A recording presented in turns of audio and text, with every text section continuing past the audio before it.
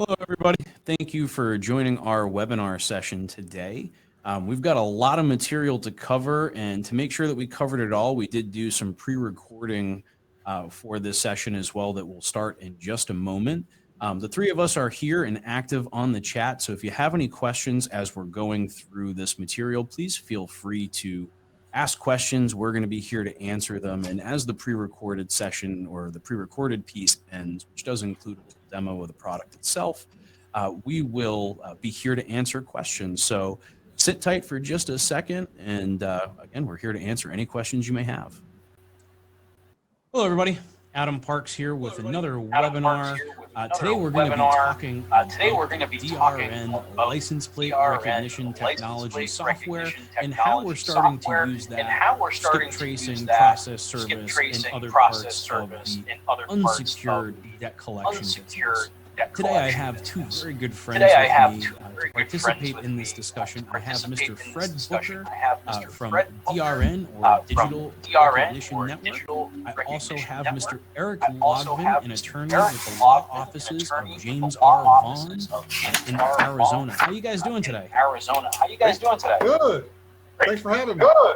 Thanks for showing up, guys. We always appreciate a conversation with you guys. For those of you that don't know these gentlemen, these are two guys that I always love to spend a little bit of time with at the conferences because I learn something from every conversation. Really just some amazing guys. But before we jump in, why don't we start with you and just kind of give us a quick idea of your background and bio. Awesome. Once again, thanks for having me, and thanks for all the participants for being on here today. I started in accounts receivable management in 2000 with one of the large law firms out of Rockville, Maryland, in the biz dev department. So coming from out of the space, I had to go through every aspect of the organization. So they put me on the collection floor, paralegal collections, operations, client services, and actually went to court with some of the attorneys in the DC, Maryland, Virginia area. Then I migrated up to Milwaukee, Wisconsin, worked for another large law firm out of there. And did the same thing, but I really wanted to get on the technology side. So I partnered with a vendor, sold case management software, and I also sold integration between the creditor and the attorney partner, giving them seamless integration and gave them a good partnership with the attorney firms. And now Awesome. I'm at DRN.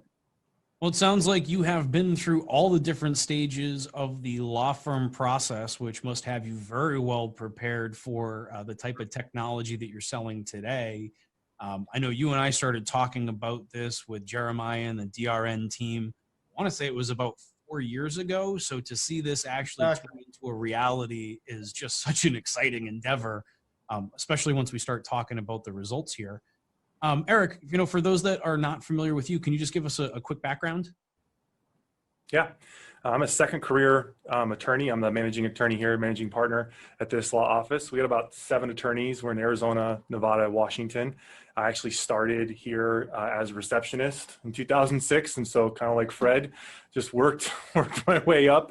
When I started, we didn't have any collectors. And so adding that was a big addition to our legal process. When I was going to law school, I went to law school at night in the late 2000s, and I worked directly for a number of small debt buyers. And so I had access to all the data and all the information, and many of these debt buyers would let us score the accounts how we needed to and sue who we thought we should once I got to the firm. And so my background, a lot of what I've done here has come out of very much boots on the ground data and really heavy duty skip tracing to find people, hard people to find and hard people to collect from. And so as the firm grew, we kind of grew along with it. We're in a good spot now covering these 3 states. We do some subro work and some other types of legal work too here, but we're in a good position, and I sure enjoyed testing this product, and I'm excited to share some of the results. Well, I can say from experience in working with you since you started in 2006 in various capacities on your way up through the organization that you are definitely a data-oriented individual. Yeah. which is why when we had this product and we had an opportunity to start actually testing it, you were the first person that I ran to and said, I know that you're going to give me the results, and you're going to work with me to help me understand what kind of value we're able to add through this product. So really excited to have both of you guys, and thank you so much. For those of you that don't know me, I'm Adam Parks. I'm the host here with receivables.info.com. I am also a debt buyer with Plaza Services out of Atlanta, Georgia, the CEO of Branding Arc, the premier digital marketing company in the receivables management space, as well as an investor in a variety of other companies vertically integrated throughout the receivables management space. So we're all coming here today with a different kind of a background, but all of us are the kind of guys that have worked every job in the company, and very excited to kind of talk about this a little bit more. You know, the license plate technology stuff or the LPR technology, as I started to learn about this early on, you know, you could see the value for law enforcement and and the value for somebody who's got secured autos on the street.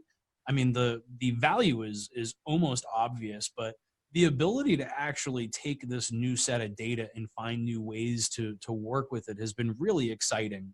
It's been my experience as a skip vendor and working with a variety of data companies around this industry that the biggest differentiations are created in this space when new data is found and learned from.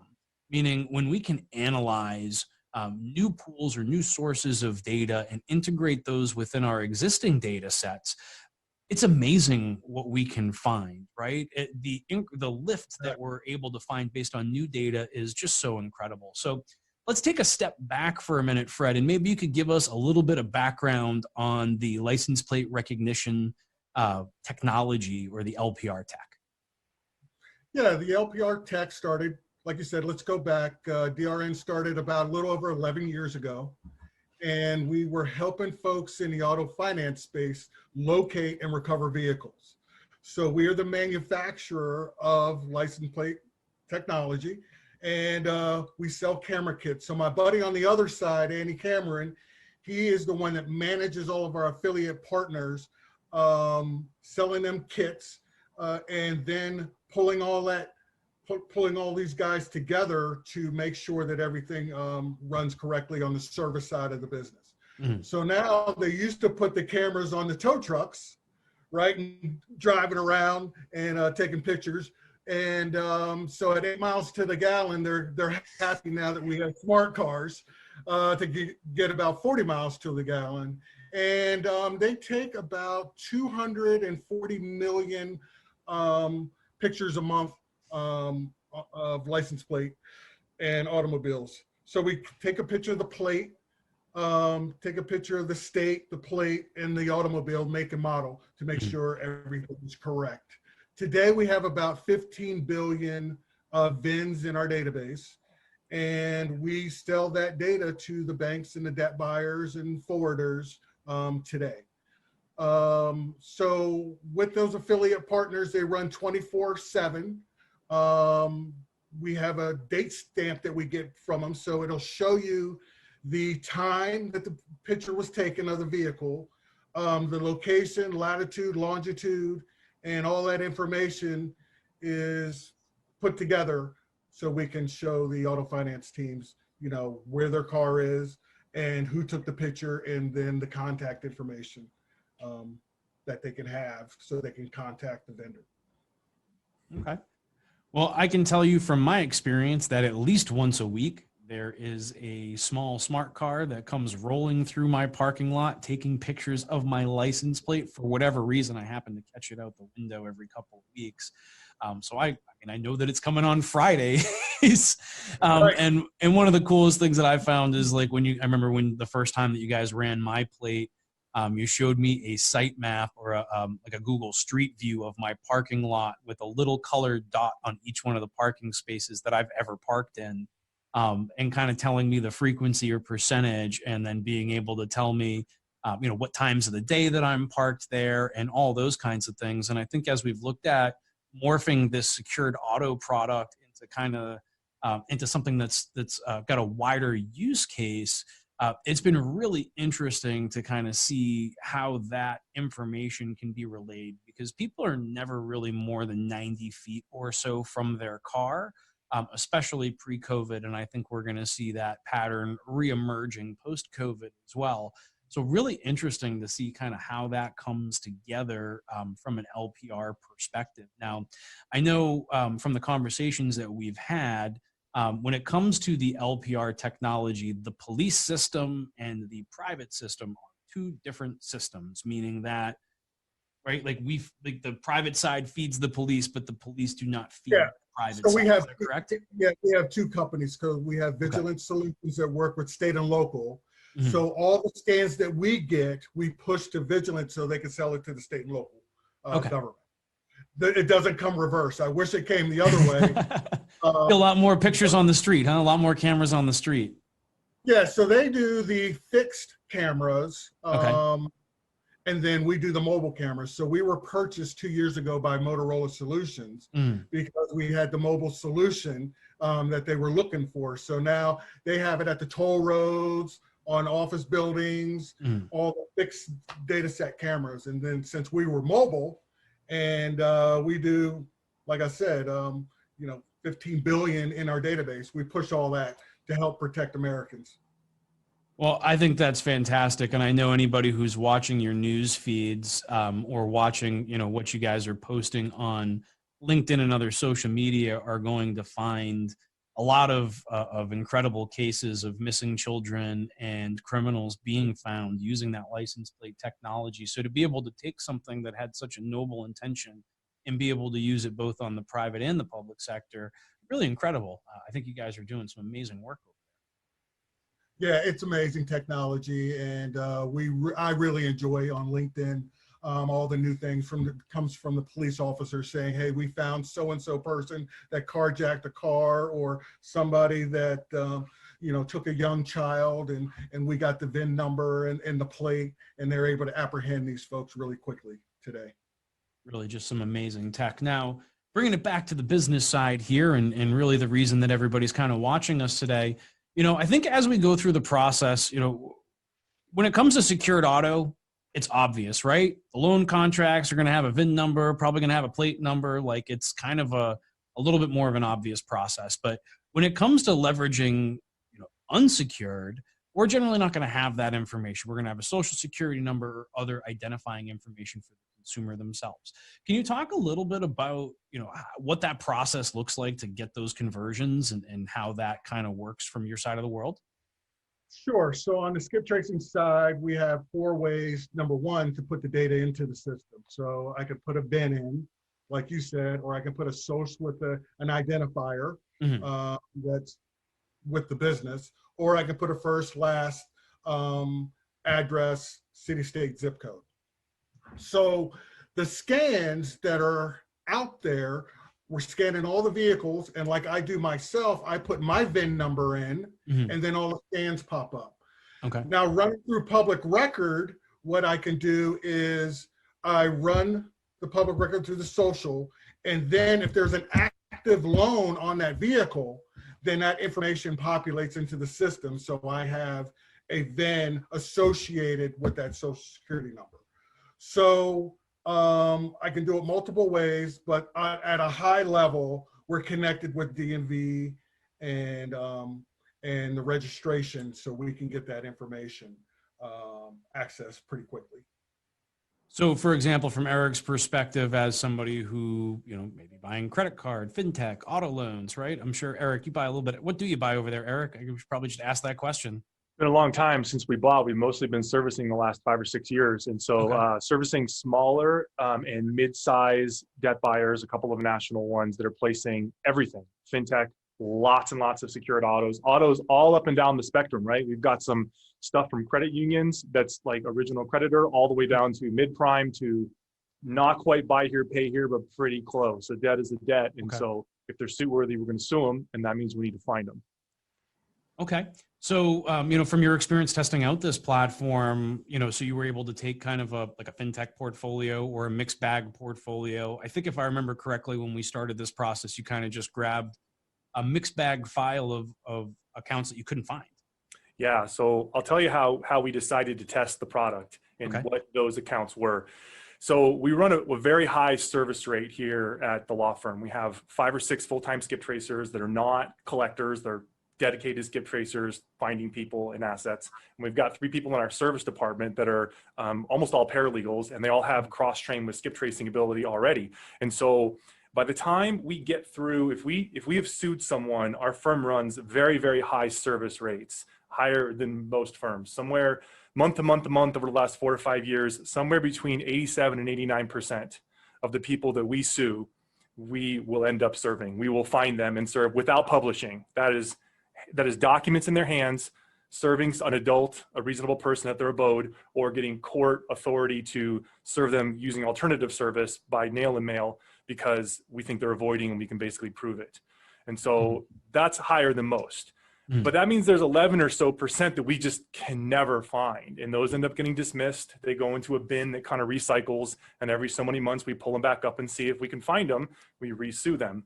And so I already had this select batch of accounts that we had just given up on. Some of them were about to be tossed because we tried multiple addresses. I'm talking like 3, 4, 5 service addresses. Some of them we tried one service address and they just didn't exist anywhere else. There's nothing we could do. So we're like, all right, well, we think they're collectible, various forms of scoring. Sometimes it's us, sometimes the clients were just like, sue this person and we can't find them. What are you going to do? And so those are the accounts that we decided to run through this because we already knew, according to our records, they weren't at these list of 1, 2, 3, 4, 5, 6, 7 addresses. We knew they weren't there. So we just needed to know, where are they? And those are the ones that we ran through. And it was incredible. So in other words, you didn't make it easy. No. You run into these skip vendors and these various people with data services, and they're like, we have the best product and we have the best data and we can do this and that. And I don't want to like break our system to throw all the fresh stuff into this new product. If it's really a good product, let's run the hardest stuff anyone has that beat 8 people here. No one can figure it out and see if DRN can do it. And the result was they can. So, and we're going to talk real specifically about the results here in a little bit, but I want to kind of follow a little bit of more background information on this because I honestly, as I analyzed the results from this test, I was absolutely blown away. But I want to make sure that we set the stage in terms of what this product is and how it works. So as we talk about, kind of the LPR technology, as we talk about the conversion from a social security number to a registration plate, then whatever the magic identifier is going to be, let's talk a little bit about what the coverage map looks like, right? And so we'll put it up on screen here, but it's going to look an awful lot like the Verizon map, right? Like what kind of cell phone coverage you're going to get, because your coverage probably isn't that great in the middle of a national park as it would be, like on a city street. So, Fred, can you tell us just a little bit about, how that works and what states you guys are really strong in and maybe where it's not as great? Sure. I mean, just like the Verizon map, where the people are is where the affiliate partners are, is where we're repoing the vehicles. So like in my county in Northern Virginia, just in my county, I have 6 or 7 folks, different companies driving around and in my vehicles, just in my town of Prince William County. So we're in every major market, from East Coast to West Coast. Now in Montana could be a little bit different. We may have 1 guy or maybe 0. So wherever the people are, just like the Verizon map, are where our affiliates are that are doing all the scanning. And so Eric, from your perspective, if I remember correctly, you work Arizona, Nevada, and Washington State. Correct. And it felt like we had a pretty strong hit rate in terms of the plates, but we'll jump into that specific data. Any notes you want to drop on that? I will put in the caveat that we narrowed it to Arizona for one main reason. I'm really good in Arizona, and so my staff can go everywhere, but at least I could oversee and double check where they were hitting. And sometimes when they come back to you with, they're like, we don't know, what do you think? I could say, I know Mesa, I know this street in Mesa, I've been there. My previous job, I used to travel around a lot all over the town, so I know the neighborhoods. That's the reason. And so we used Arizona for our test. Excellent. Well, hey, even better, right? To compete against you where you're the strongest. Love that. So, kind of as we talk about, and we've spent a lot of time talking about like the LPR technology itself and the underlying way in which we're sourcing this new data. But, you know, Fred, you had mentioned earlier that we're also starting to pair that up with some public records as well. And that's where we're starting to find kind of this new layer or a new level of information. So what can you tell us? And I know that some of it is proprietary, but what can you tell us about the public records and kind of what that process looks like? So yeah, great question. So we partnered with a couple different vendors to receive public record information. We put our set of criteria in that we were looking for, and we marry that information with our LPR data. So public record gives us back name, address. It gives us back all the residents that they were looking at. I had a client put in mine. I didn't give him my social security number, but I gave him my first name, last name, street, city, state, zip. And we got 30 years of information that came back, all my residences and the last residence with my automobile and the hits. Wow. From LPR. So it was really interesting. So he was like, hey, this is cool. And so all that information, public record on you, on me, on Eric, comes back. And then we marry that with any LPR hits that are at that location. So now I am pushing all the addresses that I have, Fred Booker, 30 years of stuff. Well, now I have hits at this address and this location. I can push that all the way to the top and say, this is where you need to go. Mm-hmm. This is where you need to call. So I get the phone number, the address, any associates that are associated with Fred Booker and roommates. We do like to say, like we told Eric, say, hey, we're getting back 150 associates. Maybe you want to select 3 or 5, not take them all because that's a lot of line items. Mm-hmm. So depending on the client, they give back as much information or as least information as they want. Okay. So one thing that I wanted to kind of bring up here as we talk about this test and we talk about the data itself when it comes to the skip tracing tool is at the RMAI conference recently, I had a chance to sit down and talk with Eric's skip vendor. I'm sorry, not the skip vendor, the process service vendor. And through that conversation, which I want to say was like on the first day of the conference or the second day of the conference, we determined that that there was additional value in the process server getting direct access to the platform itself in order to extract data, use the interface, and get to that deeper level of data versus just providing them with some geographic location and a data file. What was most impressive to me was really one, that you had a vendor that was, you know, so sharp that he understood what he didn't have and saw the value in it. So I will definitely give them credit for that. But the other thing that really impressed me was I walked out of that meeting and immediately walked into to one of the guys at DRN, told them what I saw, what I thought, and I want to say by Wednesday. So I think this was on Tuesday, and by Wednesday they already had that access available, which, I mean, this is still a learning process, right? The book is still open in terms of what this product is, but DRN's ability to hear what the end user had to say and then execute on that almost immediately, that was really impressive. I was really into that.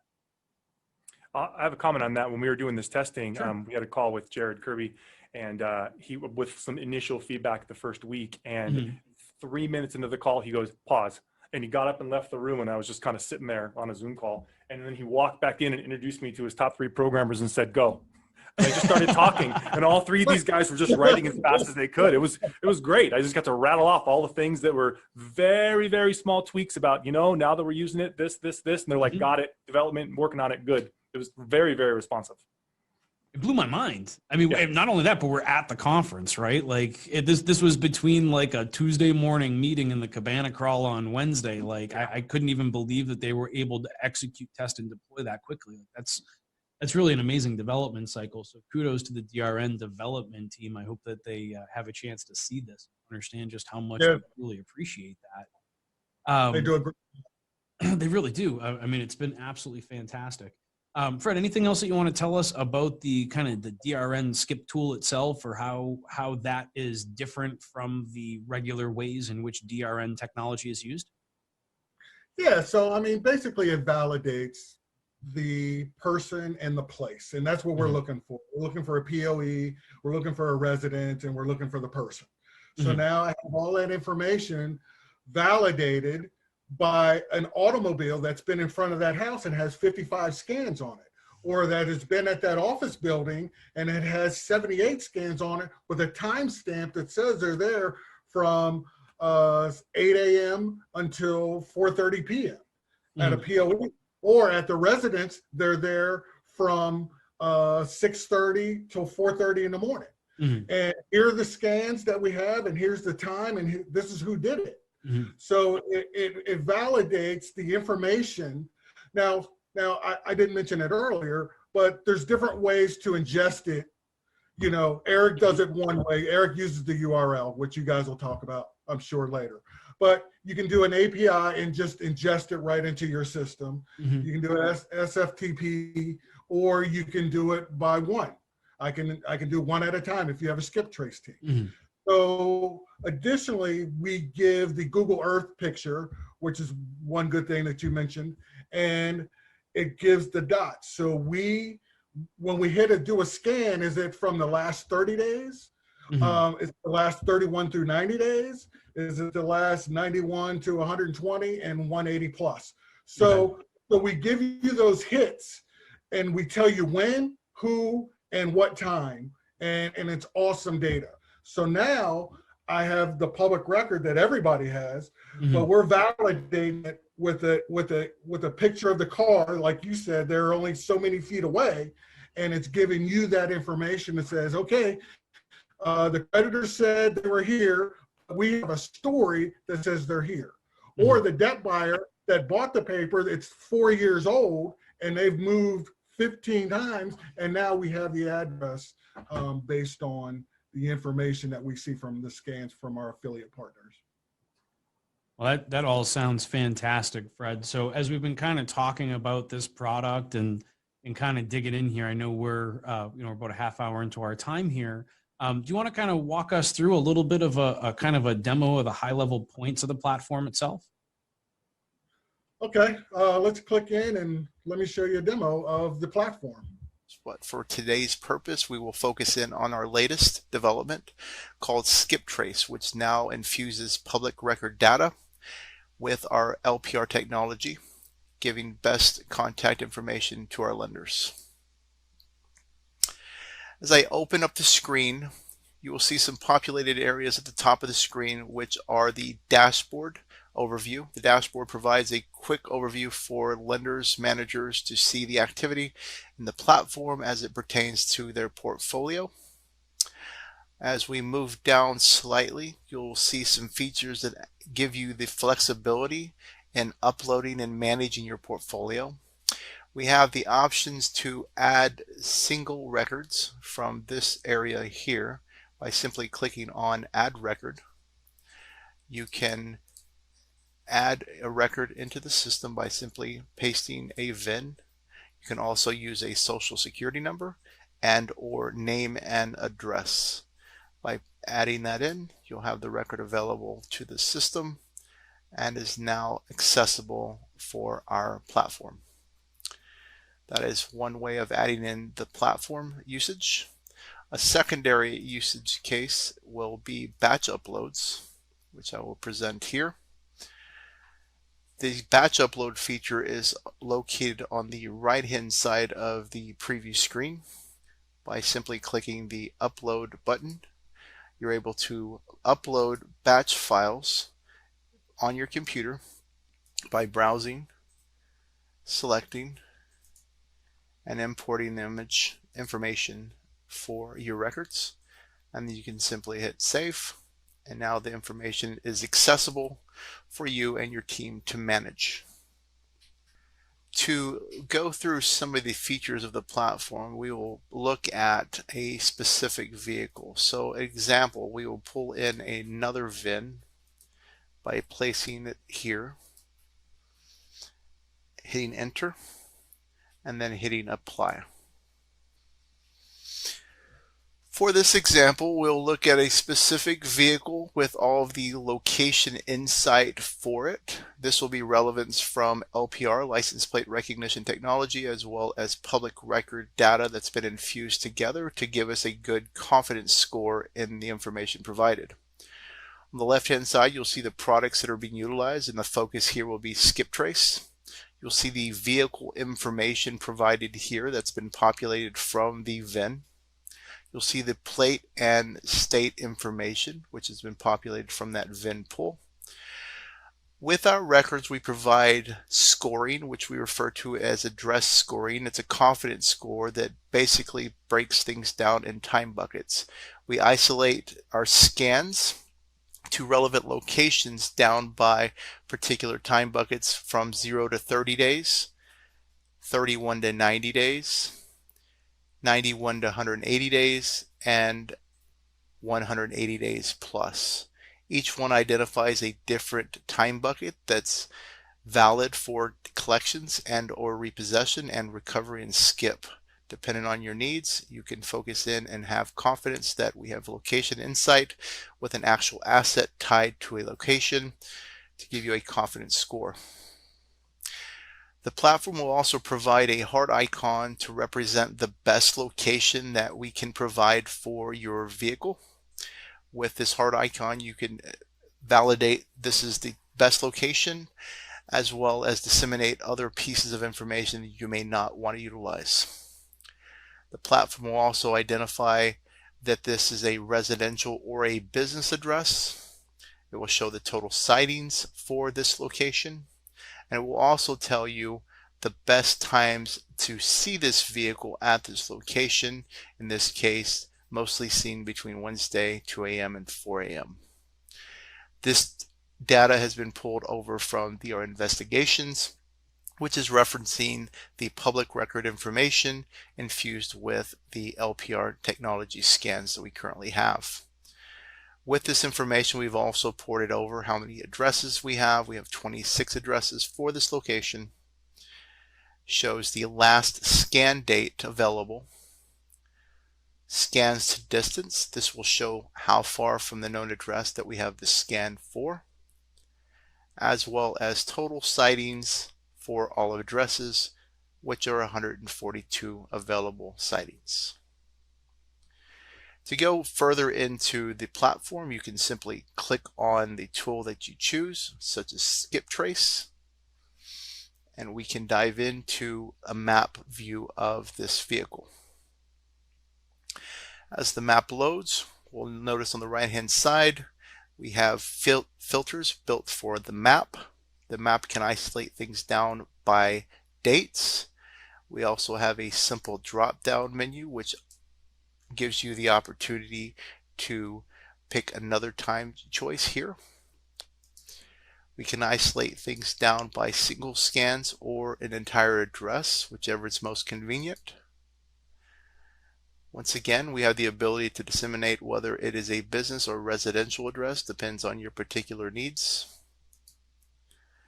And then we have a few options as far as active status and closed status icons here, which give you some flexibility to close out and manage your portfolio in an easy manner. If we scroll down slightly, you'll notice a slide bar. If I slide left to right, we will be able to populate single one-off scans, which we refer to as location alerts, and populate that information here in the platform. If I click on and scroll down slightly, you will see the vehicle with the plate information. Will provide the address, the latitude and longitude, the scan date and time, and the affiliate repossession agent that did the actual scan. Quite a bit of relevance toward finding those one-off scans and the most up-to-date information that we can provide for a lender. The information on this bar goes from newest to oldest, from left to right, from a convenient factor to use.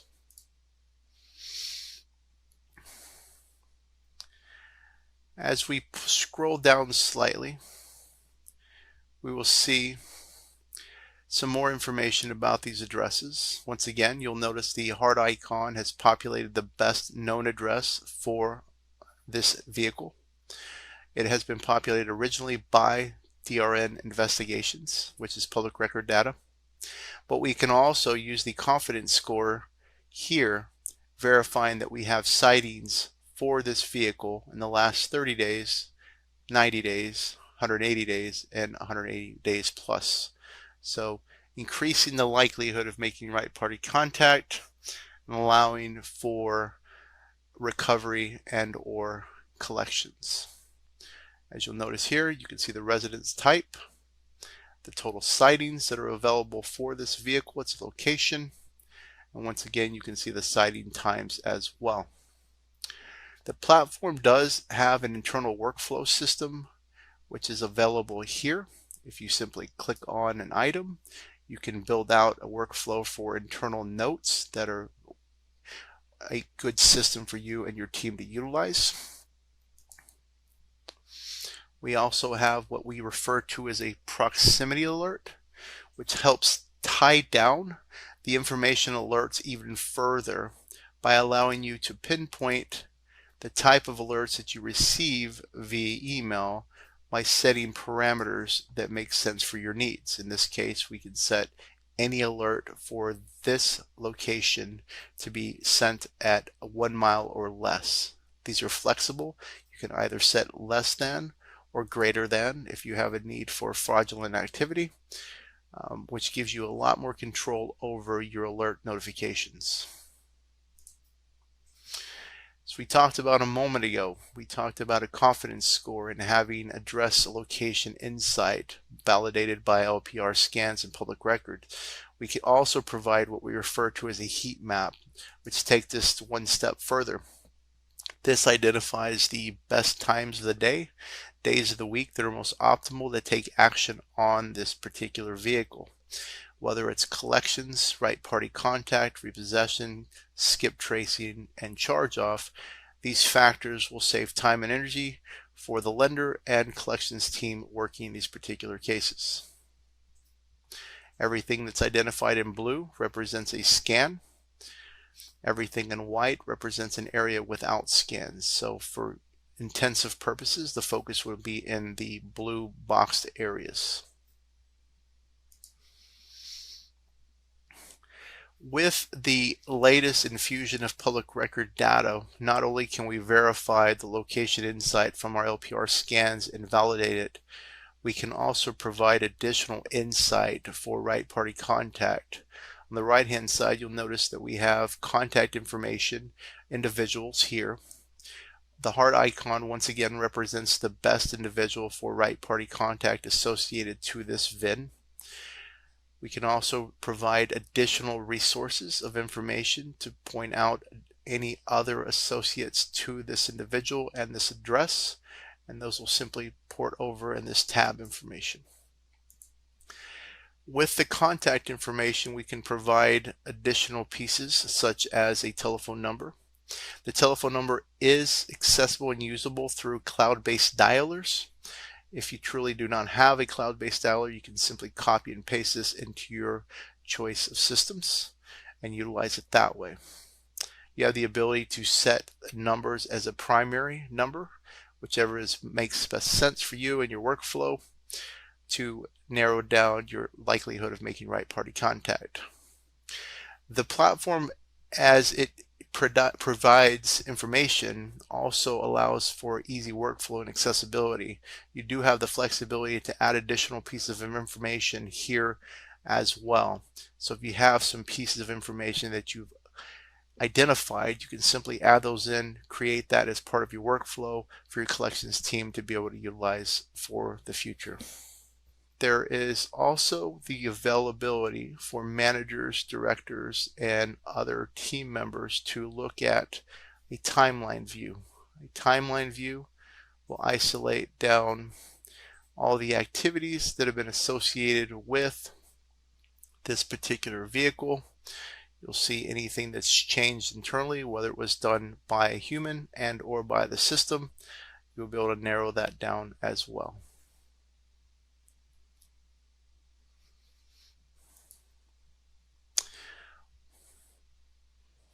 One final piece will be the total consumption of data from a map perspective.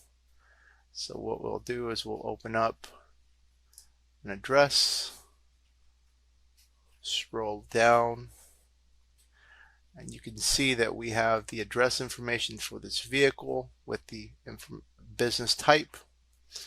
We can close that out, open up on one of the droplets on the screen and pull up the information with the visual of the car, as well as the plate and scan date.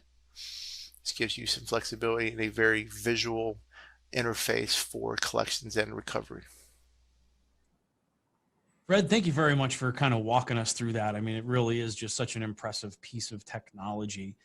But now I want to talk about what everybody is watching this for, which is the bottom line results that were achieved through this test.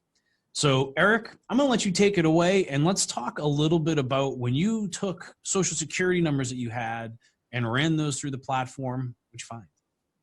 So I'll tell you, remember, these were impossible to find people that we had already sued. Some of them we had resued, and we had a number of places where we thought they weren't based on process servers going. So of the batch that we ran through, and we did these one by one because of the methodology we were using, we ended up getting 45% of the socials that we ran ended up being connected to some kind of license plate. And so out of those 45%, we found useful information on 19% of them, which was of the original batch, which was pretty dang good. And so then we sent them back up for service. A couple of them we resued, which means we then had to wait another 30 to 45 days to get the results in. And towards the end of this, it turns out that we had a couple of license plates that didn't quite line up right, but the overall result was we ended up getting 12.5% lift. So of the batch that we put through that we had nowhere else to go, 12.5% of them immediately got served with the first address we sent out. Wow. It's incredible. I mean, round of applause for those kinds of results, guys. I mean, seriously. So as I look at this, I see that and we'll throw a graphic up here to kind of talk through it, but of the SSNs searched, we searched 100% of the SSNs. We found a registration on 77% of those. Of the 77% that were found, 57% of those had active plate hits, of which 42% of those actually had new useful information that you could use. And of the new information found, 65% of those turned into a successful service on the first round. Wow. It was pretty incredible. And I'll say this too. Remember, we had access to the previous service data. So some of those people were at the place we tried, except this time we knew that they had to be there. So we would tell the process server, hey, we know you tried this before. We know they said never heard of them. Try again. And they did. They're there. And they did. They did. There's a couple of POE serves in there that we recognized. That's where the car was parked. And that was helpful to know. And so it was ultimately a really, really good experience. We don't see results like that with so many of these other skip vendors. I mean, a 12.5% lift on anything is really incredible. So, I always use the old adage, if you can't serve them, you can't sue them, right? Like there's no way to get a judgment. There's no way to move forward. Right. And so this is kind of the biggest bottleneck in the litigation funnel is happening at that point of service, because if we can't get the papers in their hands, we're just kind of out of luck. So really incredible to see a 12.5% lift on this. And I know that we're running some additional tests now with, a wider statistical sample and kind of looking at things a different way to truly validate the results across a number of different clients. But I find this to be just a very exciting number. But as Billy Mays once said, but wait, there's more. There's more. There is more here, right? And so, Eric, you were telling me earlier about kind of the difference between doing a Social Security search and then actually doing direct plate searches. Can you kind of fill us in on that a little bit? Yeah, you're able to, in some states, and Arizona is one of them, when you're trying to serve someone with process, you're able to access the motor vehicle department to pull information on a consumer for service or process purposes. And so we had some license plates already in-house. Now, some of these were for auto cases, but they weren't the auto that was originally financed. Those were repossessed, were working a deficiency. So we had a number of plates in-house. And when we ran those plates through DRN one by one, they found 45% matches in their system where they have plate scans, which as soon as you see that, you're like, well, wait a second, let's zoom in on this. These cars are out there somewhere. They're out there. Somebody driving them. Right. We found useful information on 70% and got overall results of 25% of those plates we found where the car was parked, sent it out for service, and got the person served. The person we were looking for that was at the place where DRN had them parked at. It's incredible. I can tell you they always seem to know where I'm parked every time I run my stuff. And then you also had mentioned that there were some here that you didn't think you ever would have found. So I think I want to say it was about 25 or 23% of the individuals that were served, you feel like you would not have found any other way. Right. They did not exist anywhere. Some of them were couch surfing in apartment complexes. These were addresses. We use a number of vendors. Just trust me when I say, if it's possible to find someone using the available resources, we use that as a resource and we try to find where the person is, including telling our process server who, do your best. And even they're like, we got nothing. And DRN had the only address that existed nowhere else, which means these people never registered or wrote that address down once, ever. And we got them because of DRN's product. Because of where they were parked, right? Where they were parked. People are rarely more than 90 feet from their vehicles. I know that I am roughly 20 feet from mine right now. And I think it just goes to show that that anomaly will stick true. And I know that, the COVID environment changes things a little bit and all of that, but this test was run in a COVID world, was it not?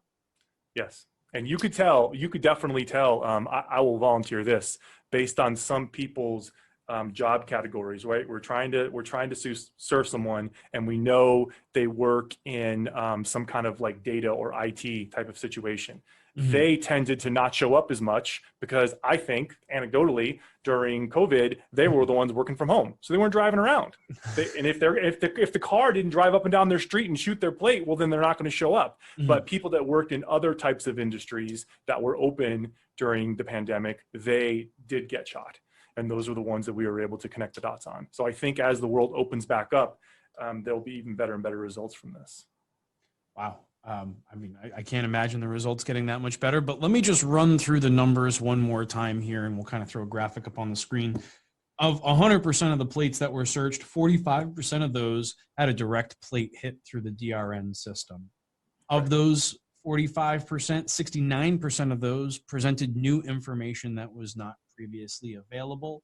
Of those, 81% received a successful service and 23% would have never have been found. Now, looking at the graphic on the screen, that tells you that there was an overall lift from the plates that were run to those that received successful service of 25%. You raised the number of service in this portfolio by a true quarter. That is amazing. I mean, and I think it speaks to both of your talents, right? It speaks to DRN and the technology that they made available, but I think it also takes into account, Eric, your understanding of the data, the hard work that you put into understanding what was being supplied to you, how you used it, and then how you deployed it not only within your own organization, but to your vendors themselves. So, gentlemen, I have to say I am quite proud to have been part of this entire process. I'm very thankful that we got the ability to test it. It was really it's great. It improves the business. It's also just really neat. To see, like, wow, they figured this out and we can use it. I mean, that doesn't happen all that often, I agree wholeheartedly. Exactly. And it was good to have someone like you as a partner that really got in deep with this and gave us feedback. And that's what we ask all the time with our potential partners. Hey, tell us what you see. Tell us how you're winning. And if you need anything else, let us know, because like you mentioned earlier, the hood is open, the engine's able to be worked on, and we're able to implement a lot of things. In 6 months or a year, when it's closed and it's all done, then it's going to be hard to make changes. So when you're getting those kind of results, it's just amazing to hear. Number one, we appreciate your time. Number two, to really dive deep into this, and to get that constant feedback that we got was just amazing. It's great. Happy to share. Well, gentlemen, I'm sure that those that are watching here have some questions that we can start to answer for them. And then we'll provide some additional information about how to actually use this DRN tool, how to get started, or to participate in the testing process. So let's go back to the live feed here and answer some questions. Hello, everybody. I hope you enjoyed that presentation. Obviously, we're all pretty passionate about this product and this project. So, I think we've answered most of the questions that we've seen coming across the chat here. So if anybody has any additional questions, feel free to add them now. But in the interim, I really just want to take a minute to thank Fred and to thank Eric for participating, and really the whole DRN team and the whole law offices of James R. Vaughn team as well, because it wasn't just the three of us involved in this. There has been a massive group behind this project, and really, a big thank you to everybody. Thank you to Fred and DRN. It was fantastic. We've been kind of waiting for this product for a couple of years. It was really cool to get to test it, and be able to utilize some of the parts of our law firm that we're really good at, to kind of improve things. And thanks to you, Adam, for bringing us in. It was a great experience. Yeah, thank you, Eric, for participating. That was really phenomenal, working with you guys on this, taping this. It was really fun, and thank you, Adam, for putting this together. I'm getting a lot of text and emails, so I can tell you that this was a success. And looking forward to moving forward with these folks, to develop a win-win for all of us. Oh, we did just have a question come across here, and Fred, this one may be a little bit more for you. If searching by social security number, can you do all states? If not, what states can you do? Yeah, we're in all the states. The public record data is U.S. data, so we pull that. And like we said earlier, in the scans, it goes by population. So, Dallas, Fort Worth, Washington, D.C., L.A., all the big states with all the, the dense population is going to have more hits. We cover the whole United States, but there may be some hits and misses. So, yes, this will work, nationally. Awesome. That's fantastic. And I also know that, coming with some skip tracing experience here, that a lot of people are going to want to have private conversations about their specific data and their specific needs. So just so that everybody who's watching knows, we will be posting this to YouTube early next week. And I will also be sending out an email early next week with everybody's contact information, so that you can feel free to reach out to any one of us directly for a conversation, or we're all happy to jump on the phone with you as well. But just really proud of everything that has been accomplished, with this new product, and really the results just blew my mind. I don't know what else to say. It's really just fantastic, and I'm glad to be a part of it. So thank you again, everybody, for watching. Feel free to subscribe to our receivables info channel. I'm producing content on a weekly basis, and if you have anything you'd like to see us talk about, or a follow-up information as we continue to run tests, we'll be looking at that as well. So thank you, everybody, for joining us today, and we'll see you again soon. Thanks, guys. Take care. I'll see you guys soon.